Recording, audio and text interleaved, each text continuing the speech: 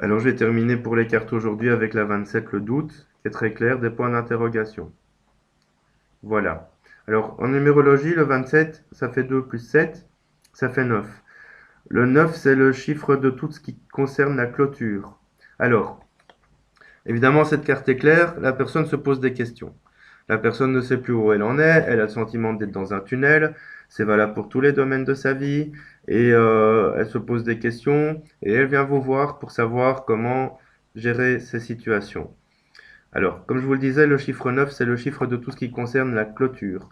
Ça veut dire que quand le chiffre 9 sort en numérologie, c'est un chiffre qui nous invite à clôturer avec tous les éléments négatifs du passé pour pouvoir aller vers le 1, qui permet de repartir, entre guillemets, à zéro, de manière saine, de manière franche et de manière claire.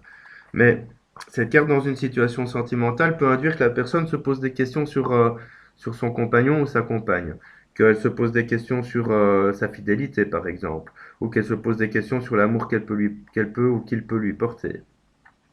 Ça veut dire dans le professionnel aussi que cette personne ne sait plus vraiment si son travail lui convient, ou si elle n'a pas de travail actuellement, ça peut expliquer que ben, cette personne ne sait pas trop vers quoi se diriger, ne sait pas trop quoi faire.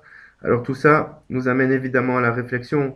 Après, il faut voir les cartes alentours, mais cette carte 27 parle d'elle-même.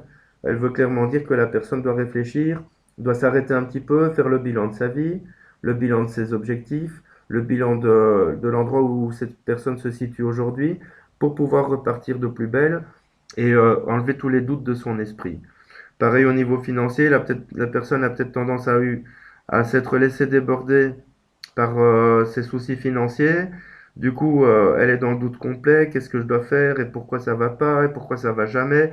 Mais c'est toujours une invitation sur le comportement. Parce que même si on soupçonne notre compagnon ou notre compagne de nous tromper ou de ne pas nous aimer, c'est qu'on a un comportement qui peut induire ça si la personne prend des distances. Même si on soupçonne notre patron ou nos éventuels patrons au fil des entrevues qu'on fait de ne pas vouloir nous engager ou de ne pas rentrer dans leur champ de compétences, à ce moment-là, qu'est-ce qui se passe? Ben, c'est que notre comportement amène ça. Est-ce qu'on a confiance en nous? Est-ce qu'on exprime cette confiance? Peut-être trop aussi, il faut trouver un juste milieu.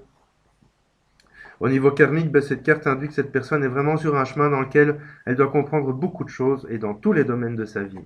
Ça veut dire qu'au fil de ses incarnations, souvent elle s'est laissée porter par sa vie sans vraiment chercher à comprendre et qu'elle a choisi une incarnation dans laquelle elle sera confrontée à beaucoup de situations qui doivent inévitablement l'amener à réfléchir.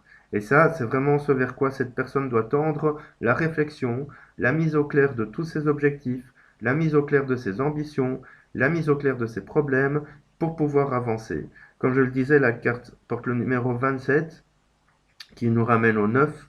Et le 9, c'est vraiment ça. Arrêter tout ce qui est négatif pour pouvoir enfin avancer. Essayer de comprendre vraiment tout ce qui est négatif pour pouvoir enfin avancer.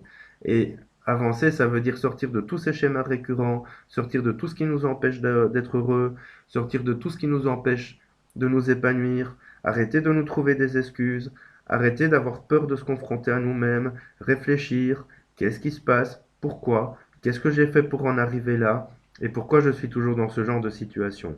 C'est ce que cette carte nous amène à faire, et en fonction des cartes qui sont aux alentours, vous comprendrez directement si l'issue de cette réflexion sera positive et vers quoi ça mènera. Voilà donc pour la carte 27, le point d'interrogation du doute.